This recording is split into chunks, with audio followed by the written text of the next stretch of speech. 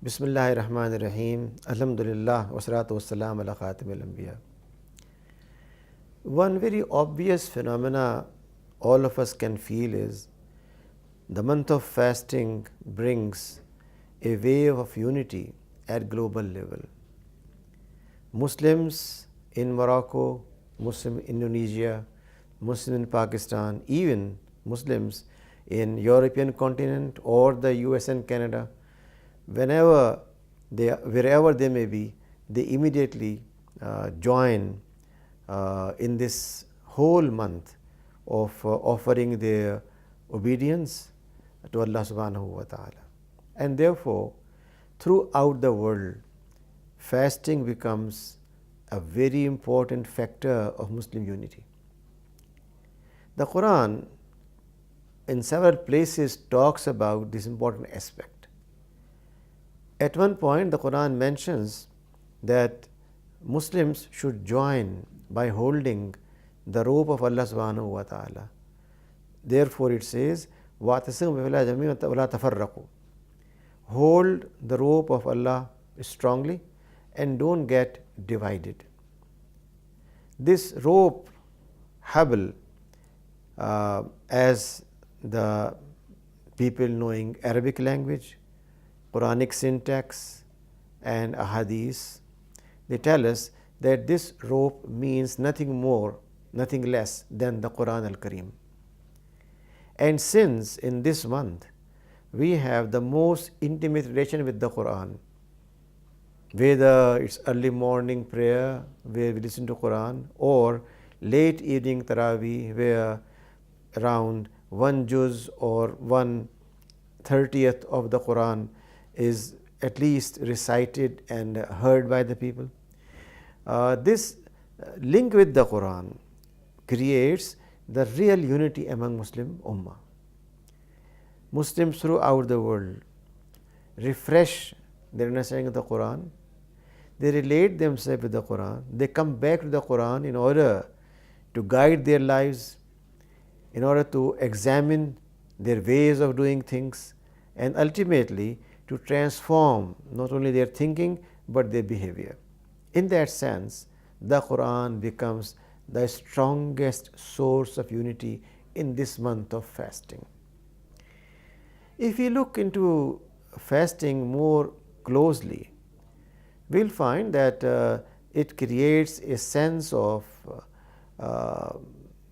warmth and feeling about fellow Muslims. Therefore, ahadith tell us very clearly in the month of fasting, if you can afford, invite your friends to your iftar dinner, eat together, break fast together, but not just friends, but anyone. Therefore, hadith tells us if you have any stranger who is fasting and you ask him to break fast with you without much festivities, then this is as if you have yourself fasted that day. And we remember that in the month of fasting, when a person fasts for 1 day, then its reward is at least 70 times or more.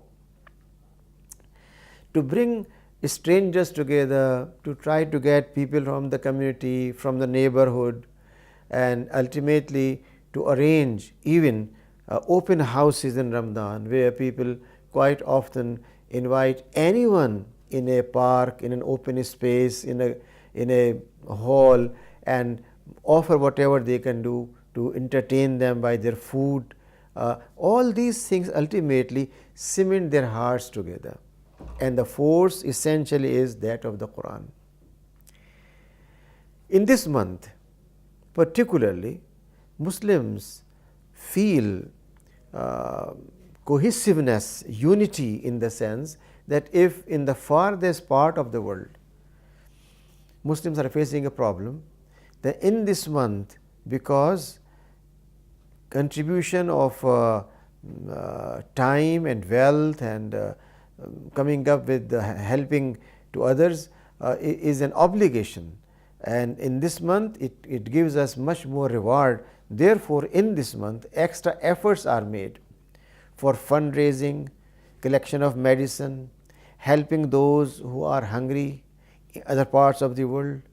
And we know very well that with all technology and development, a large number of people in the world still starve, still need medical help, still need clothing, still need shelter. And therefore, this month, which encourages sacrifice, encourages infaq or giving in the way of Allah subhanahu wa ta'ala, it provides an opportunity to collect our resources and help people in Africa and Asia and elsewhere. Unfortunately, when we think of help, we always think of Africa and Asia. The fact of the matter is, even in North America and Europe, there are people who are hungry, who have no resources, people who are facing closure of their businesses, bankruptcies. And all these problems invite Muslims to think how they can help their neighborhood. If there are Muslims in Germany and France and the UK and elsewhere who do not have enough resources to send their kids for education or have a hot meal or satisfy their needs of clothing, then it is Muslims' obligation in this month to come up with the contributions and in this way help upliftment of Muslim community at a global level.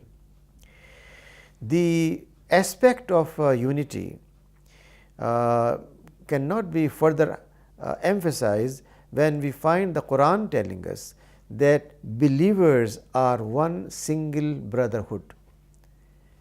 Inna al-mu'minuna ikhwa. This ikha or brotherhood or unity is not based on color. The Quran never says those who speak Arabic are a community, or those who are black are a community, or those who are white are a community. Condemning all these aspects of linguistic, color, nationalistic feelings, the Quran tells us believers are one community because they accept the Quran as their source. They accept the Quran as their judge. They accept the Quran as their constitution. And once they do it, they become a solidified wall. The Quran calls it bunyanum marsus, a unity which cannot allow any cracks, any kind of interventions by people, which cannot be misguided by others. And therefore, in this month of fasting, our link with the Quran ultimately puts our hearts together, our minds together, our feelings together. We develop a sense of belonging at global level. And that global belonging creates unity among Muslims as well as a rapport with other communities of the world. Unity of Muslims does not mean that they unify themselves and take no part in solving problems of others. It simply means they develop one unified approach. If they find exploitation or oppression taking place in a Muslim country where workers of Islamic movements may be persecuted, hanged, then this month calls for at least raising voice to condemn that kind of action, to raise their hands and pray for the success of Islamic work in those parts of the world where this work is facing difficulties, and at the same time try to find out how we can help families of those who are affected, how we can help communities which are facing zulm and oppression at the hands of others, such as Muslims in Myanmar and elsewhere. Therefore, this month of fasting ultimately brings a unity in our hearts and minds, and unity in our approach in helping not only Muslims but anyone in need. Helping hand is what Islam wants the believers thinking. Their hands should go and help others. They should not hesitate in contributing whatever they can, may that be a small gift or a huge amount, but they need to come up with their contribution, their participation, and ultimately help in building the world as a unified body where people who are facing problems are not left alone, but Muslims come forward to help them, to assist them, and in this way create the unity of hearts and minds at global level. May Allah subhanahu wa ta'ala make this month in true sense a month of reorientation, a month of reinforcement of brotherhood, a month in which we develop at global level one and single approach of standing for truth, for fighting against oppression and injustice, and to create an environment of peace, love, sacrifice, and human dignity.